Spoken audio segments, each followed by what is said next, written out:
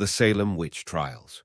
The Salem Witch Trials were a series of hearings and prosecutions of people accused of witchcraft in Colonial Massachusetts between February 1692 and May 1693.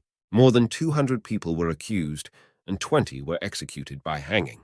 The trials began after a group of young girls in Salem Village, Massachusetts, claimed to be possessed by the devil and accused several local women of witchcraft. The hysteria quickly spread, and soon people from all over the colony were being accused of witchcraft. The trials were conducted by a special court convened in Salem town.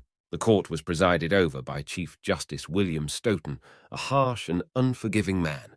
The accused were often denied basic legal rights, such as the right to an attorney or the right to confront their accusers. The court also relied on spectral evidence, which was testimony from the accusers that they had seen the accused witch's spirit harming them. Of the 20 people who were executed, 14 were women and 6 were men. The victims came from all walks of life, including farmers, merchants, and ministers. The Salem Witch Trials ended in 1693, after Governor William Phips disbanded the court. Phips was concerned that the trials were getting out of control and that innocent people were being accused. The Salem Witch Trials were a dark chapter in American history. They were a reminder of the dangers of mass hysteria and the importance of due process. Causes of the Salem Witch Trials. There are a number of factors that contributed to the Salem Witch Trials. The religious beliefs of the time. The people of Salem were deeply religious, and they believed that the devil was a real and powerful force. The social and political tensions in Salem. Salem was a divided community, and there were many rivalries and feuds among the residents. The witch trials provided an outlet for these tensions. The economic hardship of the time. Salem was struggling economically, and the witch trials provided a scapegoat for the town's problems. The mental illness of some of the accusers. Some of the young girls who accused their neighbors of witchcraft may have been suffering from mental illness. Aftermath of the Salem Witch Trials. The Salem Witch Trials had a profound impact on the community of Salem and on colonial Massachusetts as a whole. In 1711, the Massachusetts government apologized for the trials and compensated the families of the victims. The Salem Witch Trials also led to changes in the Massachusetts legal system.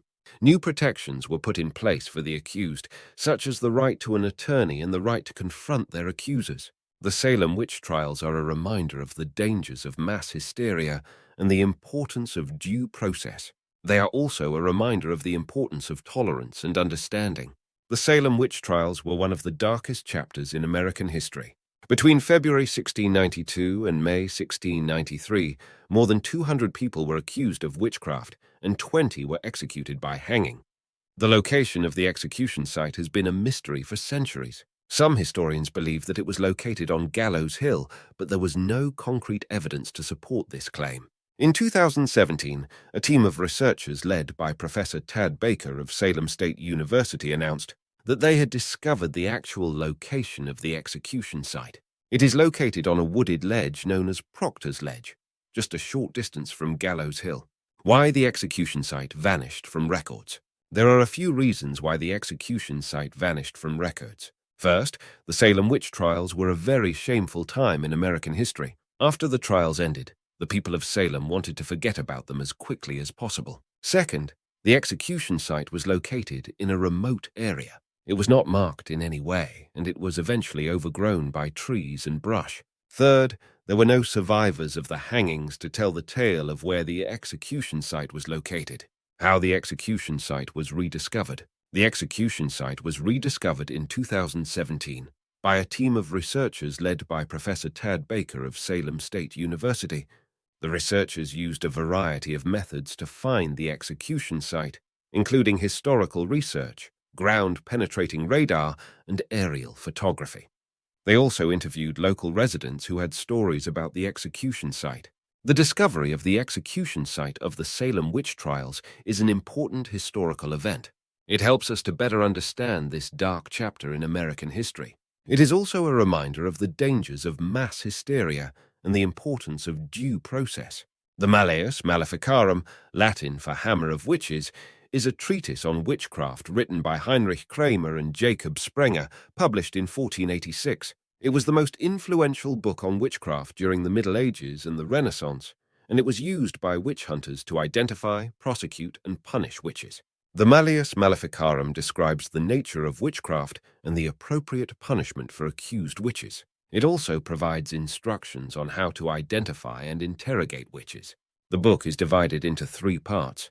Part 1, on the existence of witches and their powers. Part 2, on the different types of witches and their crimes. Part 3, on the prosecution and punishment of witches.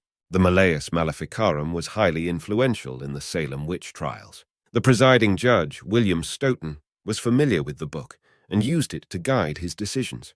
The Malleus Maleficarum is a controversial book. It has been criticized for its misogyny and its promotion of torture. However, it is also an important historical document that provides insight into the beliefs and practices of witch hunters during the Middle Ages and the Renaissance. Here are some specific examples of how the Malleus Maleficarum was used to hunt witches in Salem. The book was used to justify the use of spectral evidence, which was testimony from accusers that they had seen the accused witch's spirit harming them. The book also provided instructions on how to torture witches to force them to confess. The book also argued that women were more likely to be witches than men, which contributed to the fact that most of the people accused of witchcraft in Salem were women. The Malleus Maleficarum was a powerful tool that was used to persecute and execute innocent people during the Salem Witch Trials. It is a reminder of the dangers of religious extremism and the importance of tolerance and understanding.